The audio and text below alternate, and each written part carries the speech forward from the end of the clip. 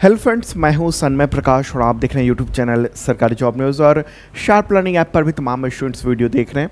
कई महत्वपूर्ण टॉपिक है, जैसे राष्ट्रपति ने किन्हें राज्यसभा सदस्य मनोनीत किया है, ये प्रक्रिया क्या होती है, संविधान के किस अनुच्छेद के तहत ये किया जाता है, और जो जितने भी मनोनीत सदस्य हैं वो कौन कौन हैं अब तक के, अभी वर्तमान में, वो सब जानेंगे। संयुक्त राष्ट्र जनसंख्या इसकी विजेता कौन बन गई हैं, उनके बारे में जानेंगे। भारत की जनसंख्या, इसके बारे में डिटेल जारी किया गया है यूनाइटेड नेशंस के द्वारा। संयुक्त राष्ट्र की एक और रिपोर्ट है और उसमें भारत की जो कुल प्रजनन दर है, यानी टोटल फर्टिलिटी रेट है, उसके बारे में बताया गया है कि किस तरीके से कम हो रही है प्रजनन दर और क्यों हो रही है। ये भी किस राज्य सरकार ने 75 जिलों में एक छोटी नदी के पुनरुद्धार का काम शुरू किया है। कम से कम एक नदी का पुनरुद्धार तो किया जाएगा। भारत के 87वें ग्रैंड मास्टर कौन बन गए हैं, इसके अलावा भी कई सारे महत्वपूर्ण क्वेश्चंस हैं आपके एग्जामिनेशंस के लिए। शुरू करते हैं दोस्तों, और पसंद आए तो एक लाइक तो बनता है ना। क्वेश्चन यहाँ पर होगा, राष्ट्रपति द्रौपदी मुर्मू ने जुलाई 2025 में किन्हें राज्यसभा सदस्य मनोनीत किया है, यानी नॉमिनेट किया है। आंसर क्या होगा, उपरोक्त सभी। कौन कौन हैं? उज्ज्वल निकम, सदानंद मास्टर, मीनाक्षी जैन और हर्षवर्धन श्रृंगला। तो ये जो आप नाम देख रहे हैं, इन सब को जो है ना राज्यसभा सदस्य मनोनीत किया गया है, और ये रहा फोटोग्राफ मेरे बगल में। ठीक है, तो देखिए, अगर हम संवैधानिक स्थिति को देखें तो राज्यसभा में जो है ना 12 मनोनीत सदस्य का प्रावधान है। भारतीय संविधान के अनुच्छेद 80 में, आर्टिकल 80 में राज्यसभा के गठन का प्रावधान है, और राज्यसभा के सदस्यों की अधिकतम संख्या 250 हो सकती है, 250। हालांकि वर्तमान में ये संख्या 245 है, और इनमें से 233 सदस्य जो है ना राज्य अथवा केंद्र शासित प्रदेश से चुनकर आते हैं। इसके अलावा 12 सदस्य राष्ट्रपति के द्वारा वो नॉमिनेट किए जाते हैं अलग अलग क्षेत्रों से। तो अभी 4 सीटें जो खाली थीं उसको अब भर दिया गया है राज्यसभा सदस्य के तौर पर। ओके, तो राज्यसभा सदस्य के लिए जो है ना न्यूनतम उम्र की सीमा भी है, 30 वर्ष है। अगर लोकसभा की कहेंगे तो न्यूनतम वर्ष 25 साल है। अच्छा, लोकसभा में जो कार्यकाल होता है ना किसी भी सांसद का या उस लोकसभा का, तो 5 वर्ष का होता है, लेकिन राज्यसभा कभी भंग नहीं होती है। हर 2 साल पर 1/3 सदस्य जो है ना वो रिटायर होते रहते हैं, और 6 साल का कार्यकाल होता है किसी भी सांसद का राज्यसभा में। अब बात कर लेते हैं जो नए सदस्य नॉमिनेट हुए हैं राष्ट्रपति के द्वारा, वो कौन कौन है। तो उज्ज्वल निकम, 26/11 जो आतंकी हमला हुआ था मुंबई में, तो उसमें विशेष लोक अभियोजक रहे थे। उससे पहले भी जो बहुत सारे गैंगस्टर्स के मुंबई में जो मुकदमे हुए थे, उसको लेकर भी इन्होंने सरकार के वकील के तौर पर काम किया था। बीजेपी में ज्वाइन कर गए थे। पिछले साल 2024 में लोकसभा चुनाव हुआ था, उस दौरान मुंबई उत्तर मध्य सीट से भाजपा के उम्मीदवार बने थे, हालांकि वो हार गए थे। काफ़ी चर्चित व्यक्ति हैं ये। अगला नाम हम देख रहे हैं सदानंद मास्टर, पूर्व शिक्षक हैं और मतलब बीजेपी से जुड़े रहे हैं, आरएसएस से जुड़े रहे हैं। राजनीतिक प्रतिद्वंदियों ने इनको 1994 में दोनों पैर काट दिए थे उस वक्त, और उसके बाद वो केरल के ही एक विधानसभा क्षेत्र से भाजपा के उम्मीदवार रह चुके हैं। अगला नाम है मीनाक्षी जैन, ये इतिहासकार हैं, पद्मश्री से सम्मानित हैं। दिल्ली यूनिवर्सिटी का जो गार्गी कॉलेज है उसमें वो पढ़ाती थीं, और ब्रिटिश शासन के दौरान जो भारतीय इतिहास है, देश की सभ्यता है, स्वदेशी शिक्षा, भाषा, इन सब पर कई पुस्तकें इन्होंने लिखी हैं। इतिहास लेखन इनका जो है ना शौक रहा है। अगला नाम है हर्षवर्धन श्रृंगला, वो पूर्व विदेश सचिव हैं, ठीक है, IFS अधिकारी रह चुके हैं, रिटायर्ड हैं।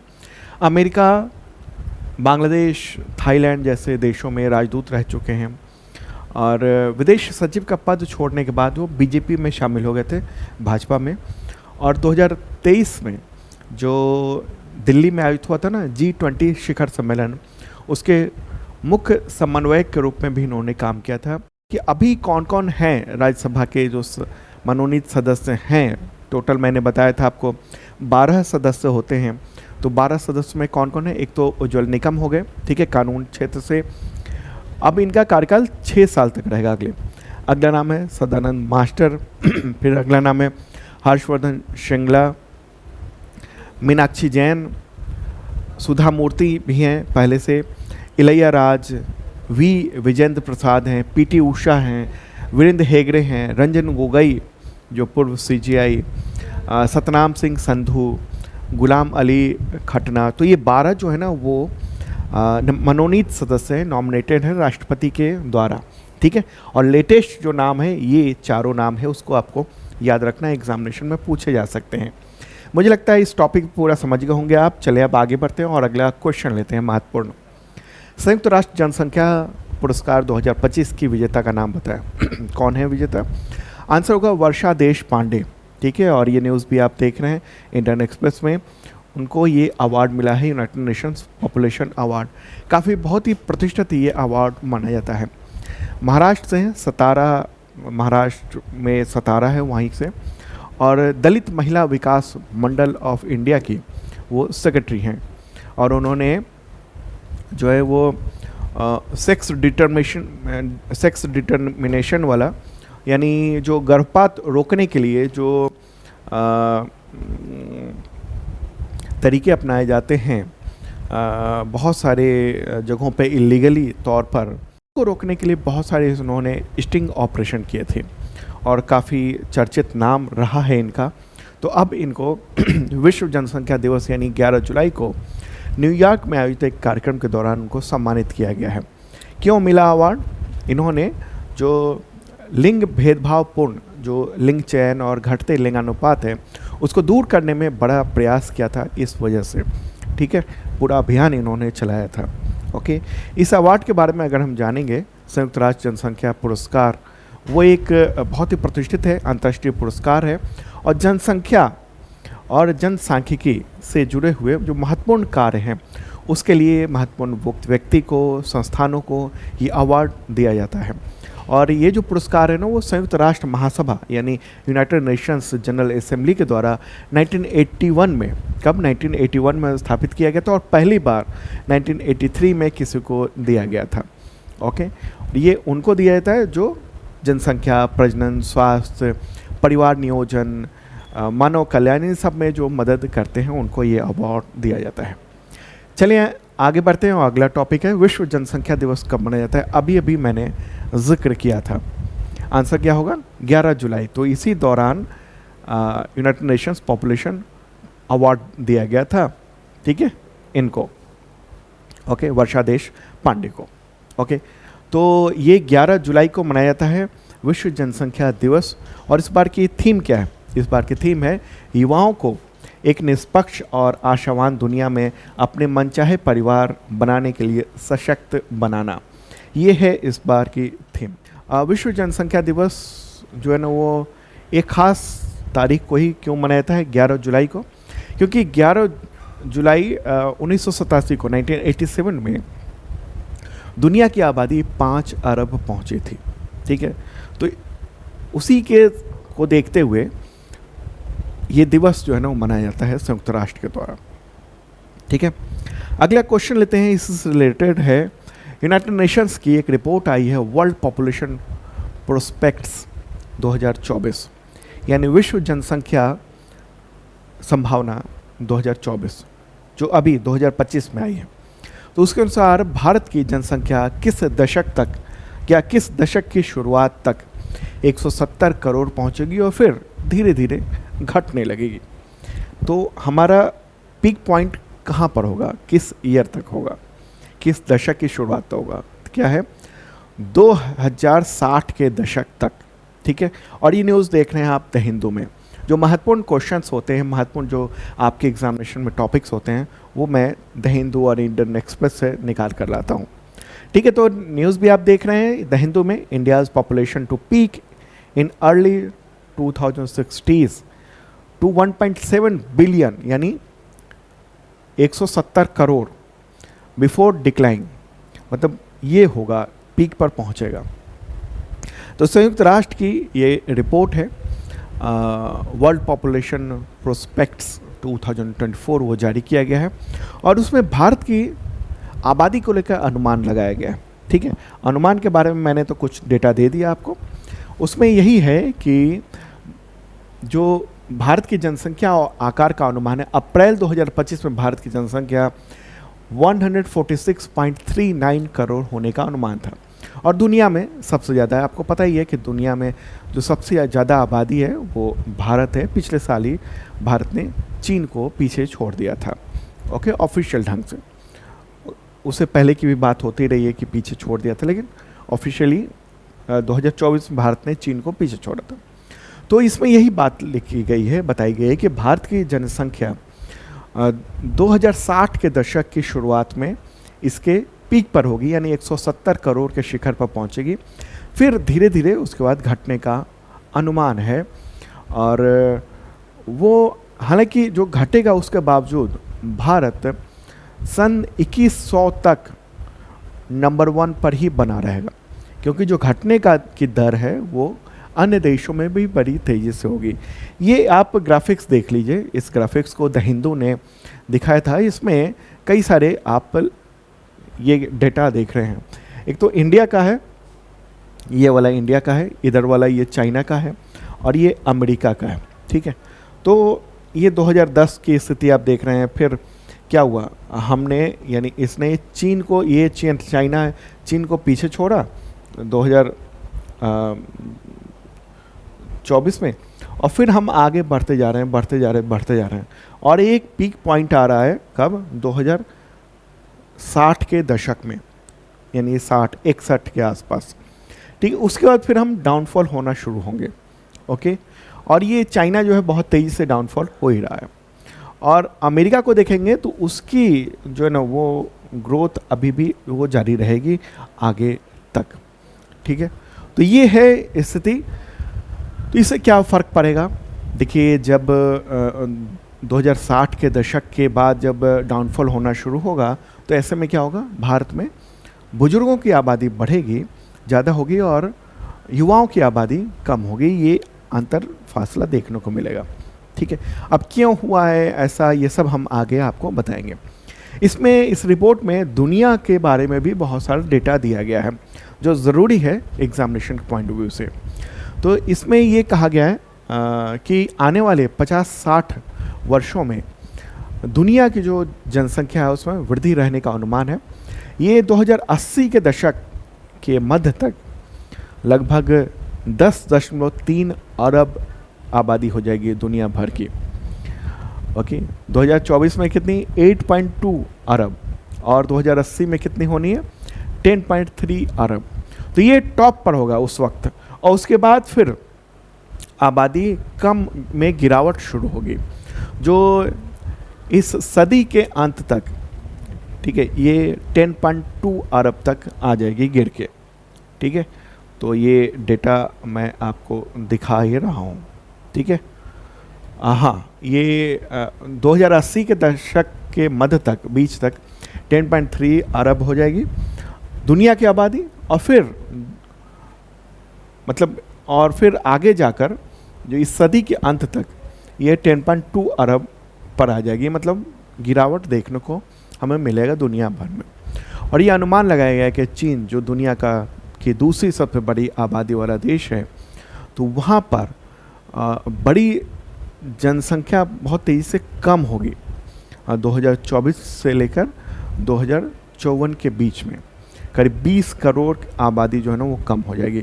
तो इस जो डेटा मैंने दिखाया ना आपको, इस डेटा में आप देख रहे हैं किस तरीके से ये जा रहा है चाइना और भारत अभी किस तरीके से आगे बढ़ रहा है। ओके, चलिए आगे बढ़ते हैं और इसको समझते हैं कि आखिर क्यों ये आबादी जो है ना वो आगे जाकर पीक पर पहुँच कर डिक्लाइन होगी। इम्पॉर्टेंट है, ओके, ख़ास तौर पे यूपीएससी, पीसीएस इन सब के लिए और बाकी एग्जामिनेशंस के लिए भी। तो यहाँ पर क्वेश्चन होगा, संयुक्त राष्ट्र जनसंख्या कोष यानी UNFPA की एक रिपोर्ट है, उसका नाम है state of the world population 2025। तो इस रिपोर्ट के अनुसार भारत की कुल प्रजनन दर यानी TRF, टोटल फर्टिलिटी रेट, वो कितनी है। तो इसका आंसर होगा 2.0। मैंने पहले भी आपको बताया हुआ है और इसको लेकर भारत सरकार ने ही डेटा जारी किया था, वो आंकड़े भी मैं आगे दिखाऊंगा। उसी आंकड़े को बरकरार रखा है यूनाइटेड नेशंस ने, और ये है report state of the world population 2025। और इसकी थीम क्या है? थीम आप देख रहे हैं क्या है? द रियल फर्टिलिटी क्राइसिस, वास्तविक प्रजनन संकट। और यूनाइटेड नेशंस का कहना है कि ये संकट अब शुरू हो चुका है। फर्टिलिटी का संकट, उसमें बहुत सारी, और इसी वजहों से फर्टिलिटी के संकट कि प्रजनन संकट की वजह से ही अभी हम देखेंगे आगे जो रिपोर्ट, इससे पहले हम लोगों ने देखा कि आबादी डिक्लाइन होना शुरू होगी। भारत में 2060 के दशक के बाद आबादी में कमी देखने को मिलेगी, डिक्लाइन देखने को मिलेगी। ठीक है, तो इसको आप, ये जो रिपोर्ट है वो तो न्यूज़ भी आप देख रहे हैं, इसमें काफ़ी डिटेल में, इसको मैंने कुछ पॉइंट्स में भी दिया है। और हाँ, ये डेटा मैंने कुछ वक्त पहले बताया था आपको, ये SRS स्टैटिस्टिकल रिपोर्ट है 2021 वाली, और उसमें भी ये बताया गया था कि भारत की जो TRF है, टोटल फर्टिलिटी रेट है, वो 2 पर आ गई है। और ये 2 जो है ना वो 2020-21 में उतनी ही है। अलग अलग जगहों पे अलग अलग है, जैसे अर्बन में, शहरों में ये बहुत कम है, 1.6 है, और रूरल में 2.2 है, और एवरेज में ये 2 है। और आपको बताऊं कि जो प्रजनन दर कितना एवरेज ज़रूरत पड़ती है, तो 2.1 की ज़रूरत पड़ती है। हम उससे अभी कम चल रहे हैं, यानी 2.0 पर चल रहे हैं। इसका मतलब क्या हुआ 2 का, 2.1 का? इसका प्रजनन TRF, टोटल फर्टिलिटी रेट, मतलब क्या है कि महिला और पुरुष यानी एक जो युगल है और उसके कितने बच्चे हैं, यानी 2 हैं तो 2 पर कितने बच्चे हैं, तो उस पर 2 हैं कि नहीं, तो यहाँ पर 2.1 होना चाहिए, तभी वो आबादी स्थिर रह पाएगी, नहीं तो क्या होगा, आगे जाकर डिक्लाइन होना शुरू हो जाएगी। ठीक है, अब इसमें कुछ आंकड़े हैं जो महत्वपूर्ण हैं एग्जामिनेशन के लिए, कुछ तथ्य जो मैंने यहाँ पर भी आपको दिए हैं। तो ये जो रिपोर्ट है state of the world population 2025, उसमें क्या क्या चीज़ें कही गई हैं, महत्वपूर्ण तथ्य क्या है, वो सब मैंने दिए हैं। इसमें यह है कि 3 में से 1 वयस्क जो है ना, एडल्ट भारतीय, वो अनचाहे गर्भधारण का सामना करता है, यानी 36%, जबकि 30% ऐसे लोग हैं वो ज़्यादा या कम बच्चा पैदा करने की अपनी इच्छा को पूरा नहीं कर पाते हैं। फर्टिलिटी की समस्या है। 23% लोग दोनों समस्याओं का सामना कर रहे हैं। प्रजनन जो स्वायत्तता है, रिप्रोडक्शन जो एजेंसी है, उसकी कमी की वजह से वो एक प्रमुख मुद्दा है। इसका मतलब ये हुआ कि लोग स्वतंत्र रूप से निर्णय नहीं ले पाते कि वो बच्चे को कब, कितने और कैसे, कितने बच्चे चाहिए उसको, क्योंकि बहुत सारी सीमाएं आ जाती हैं। क्या क्या सीमाएं हैं? बहुत सारी लिमिटेशंस आ जाती हैं। एक तो फाइनेंशियल सीमाएं हैं, यानी वित्तीय जो है वो क्या है, 39%। इसकी वजह से बच्चे, मतलब प्रजनन की जो इच्छा है वो मारना पड़ता है, क्योंकि वो देख रहे हैं कि फाइनेंशियल स्थिति ठीक नहीं है, तो अभी नहीं बच्चा करते, ऐसा कुछ है। नौकरी की असुरक्षा है कि बच्चा हो जाएगा तो फिर नौकरी पर खतरा हो जाएगा, ये 21% खतरा है। आवास की कमी है, घर नहीं है, तो ये भी एक समस्या है।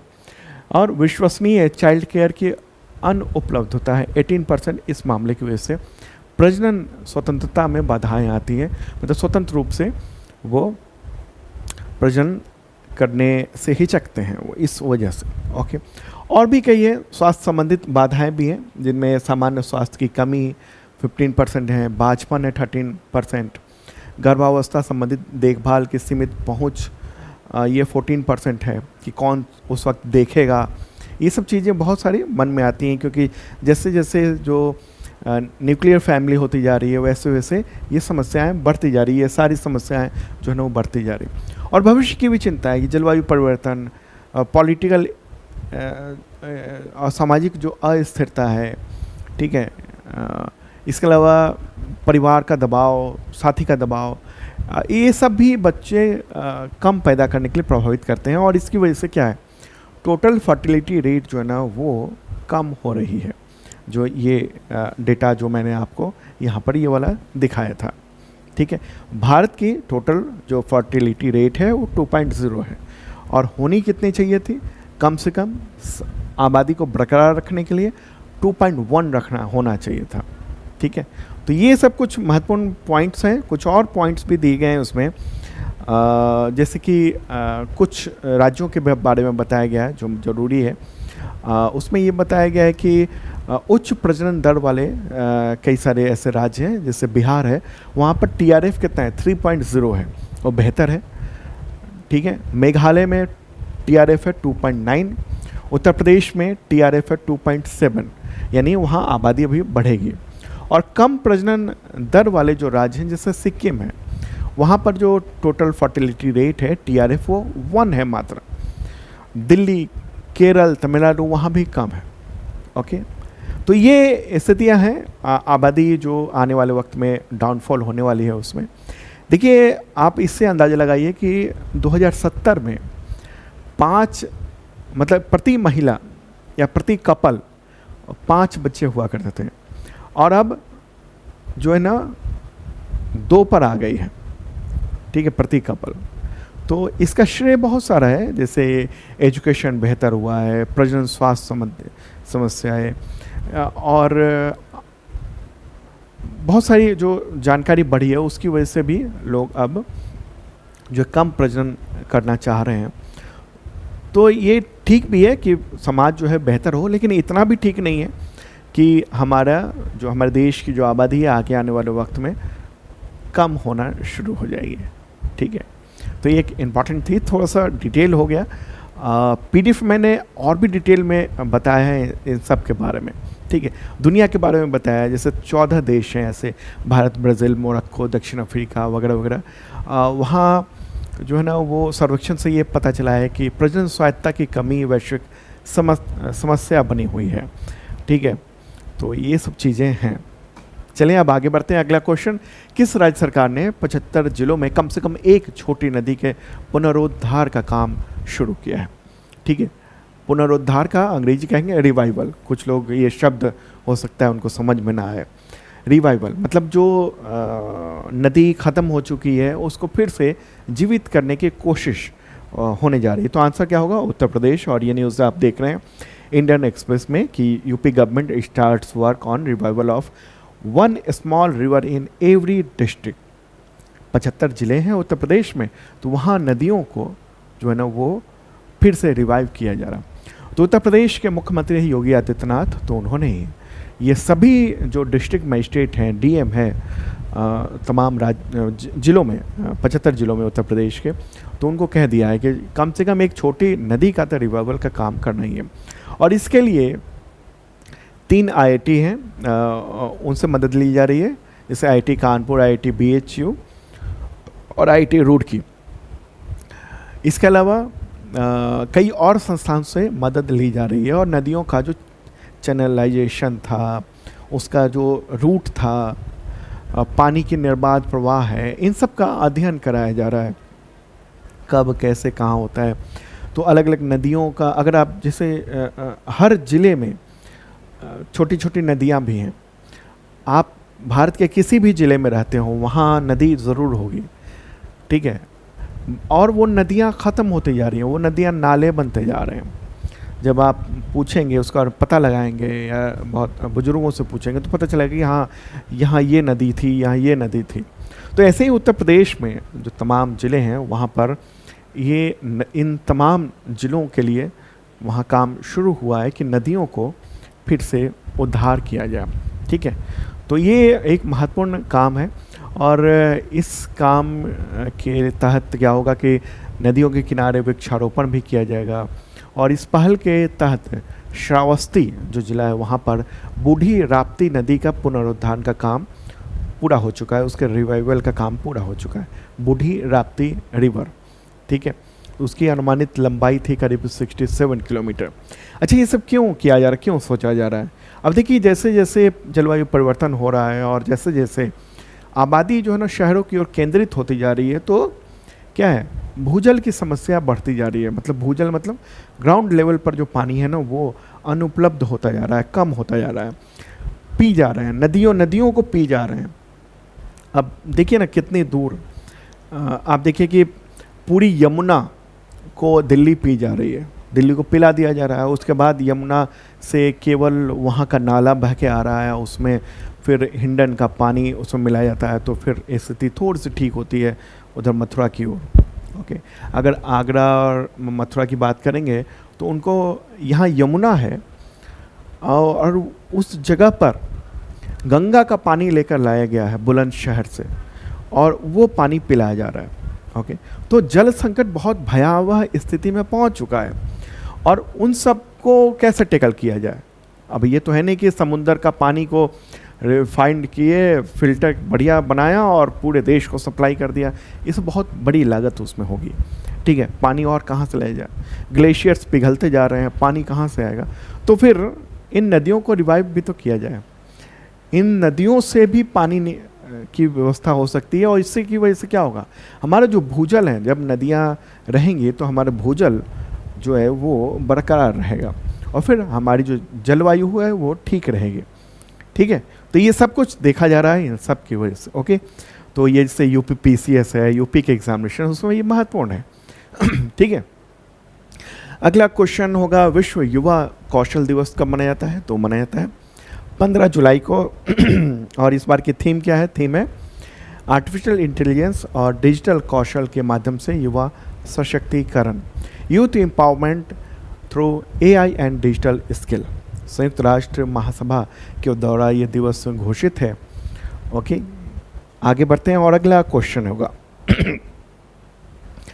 10.18 सेकेंड में 100 मीटर की दौड़ जुलाई 2025 में लगाकर भारत के सबसे तेज धावक का नेशनल रिकॉर्ड किस खिलाड़ी ने बनाया। आंसर क्या होगा, अनिमेश कुजूर। अनिमेश कुजूर, और ये न्यूज़ देख रहे हैं, अनिमेश कुजूर की उपलब्धि है। तो 12 जुलाई को उन्होंने पुरुषों के 100 मीटर दौड़ में 10.18 सेकेंड का समय लगाया, और भारत के सबसे तेज जो धावक है वो बन गए हैं, रनर बन गए हैं, नेशनल रिकॉर्ड हो गया। 10.2 सेकेंड से कम समय में दौड़ने वाले, यानी 10.18 सेकेंड में दौड़ने वाले ऐसे पहले भारतीय बन गए हैं। और अगर हम देखेंगे ना, दुनिया में जो सबसे तेज दौड़ने वाले कौन हैं, उसेन बोल्ट हैं। आपको नाम याद रहना चाहिए, कौन, उसेन बोल्ट। उनका जो वर्ल्ड रिकॉर्ड है ना 9.58 सेकेंड है। कितना है, 9.58 सेकेंड है।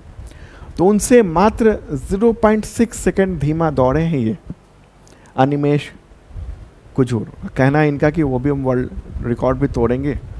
ठीक है, तो ये भारत का ये रिकॉर्ड बनाया है इन्होंने।